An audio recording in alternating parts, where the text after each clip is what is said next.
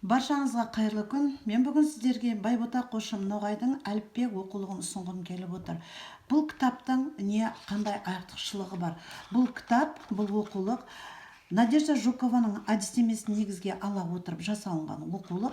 Ал келесі бетте сіздерден кеңестер, ата-анаға, яғни мұғалімге берілген кеңестер, осы оқулық бойынша балаға сіз қалай үйрете аласыз. Бұл кітапты ұсынудағы бірден бір мақсатым, ата-аналардан, мұғалімдерден көптеген ұсыныстар келіп түсіп жатыр. Балаларды қалай оқытамыз, қалай буындарды қосып оқуға оңай үйретуге болады. Біраз әліпті өтіп қойдық, бірақ меңгеріп үлгере алмай жатыр бала деген сияқты. Сол себептен осы видеоны түсіруге шешім қабылдадым. Өйткені осы кітап менің өзіме де өте көп көмегін тигізді. Әрине бұл кітапты да маған әріптестерім ұсынды. Оларға және алғысым шексіз, алғысымды айта кеткім келеді. Өйткені осы кітаппен біраз ата-анаға, біраз мұғалімге осы кітапты ұсындым, осы кітаппен жұмыс жасауын. Бұл кітаптың қандай артықшылығы бар? Әріптерді таныстырып өткеннен кейін, осы әріптерді қалай қосып оқуға болатын тәсілін көрсетіп қойған. Яғни дауысты дыбысты созып, екінші дыбысқа жеткенше созып, кейін барып екі дыбысты қосып оқуды көрсеткен. Ал, ар деп. Бірінші дыбысты созу арқылы екі дыбысты қосып оқитын болса, бала арғарап та қиналмай қосып кетеді. Ар, ал деп. Алы деп жеке оқуға жол бермеуіміз керек. Және осы тәсілдер тек бірінші бетте емес, келесі беттерде де буындарды қалай қосып оқуға болатыны осы кітапта толығымен көрсетіліп қойған. Әріптерді қалай, екі әріпті қалай қосуды оқуды тәсілмен оқып болғаннан кейін, ары қарай дәл осы тәсілді қолданып кетесіз. Яғни мына жерде аш деп оқыды ма, ары қарай бала сол тәсілді қолданып, оқуды да қолданып кете алу керек. Аш, ош деп бірінші дыбысты созу арқылы ша, ал, ол деп осы тәсілді бала ары қарай да қолданып кете алу керек.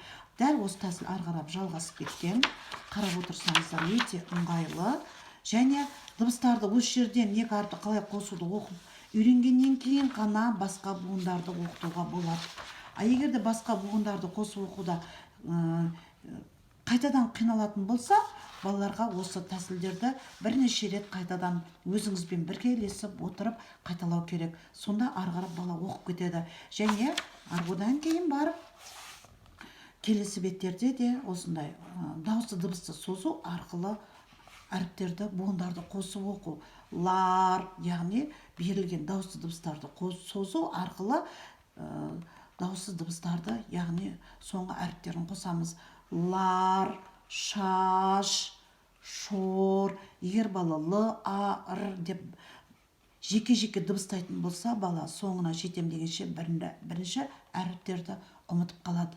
Сол сияқты ары қарайда дәл сол тәсілмен кете бересіз. Екі буындарды оқитын кезде де бірінші буынды екінші буынға жеткенше созу керек. Ша-ша, шала, алша, шара деп бірінші буынды екінші буынға дейін жеткенше созатын болса, оңай қосылады. Егер де жеке-жеке оқса бала ша, ра дейтін болса, кей бала екінші буынды оқып болам дегенше бірінші буынын ұмытып қалып жатады. Өте ыңғайлы кітап. Осы кітаппенен оқытсаңыздар, өте көп көмегін тигізеді. Осы кітап арқылы әріптерді қосып оқуды үйретіп болғаннан кейін қазіргі әліппе бойынша жалғастырып кете аласыздар. Өйткені екі әріпті дұрыс қоса алмаған бала буындарды дұрыс қоса алмайды. Буындарды дұрыс қоса алмаған бала сөзді, сөйлемді де дұрыс оқи алмайды және жылдамдығын арттыру өте қиынға түседі сізге. Сол себептен осы кітапты ұсынғым келіп отыр. Кәдеңізге жарайды деген үміттемін. Сау, сәлеметте болыңыздар.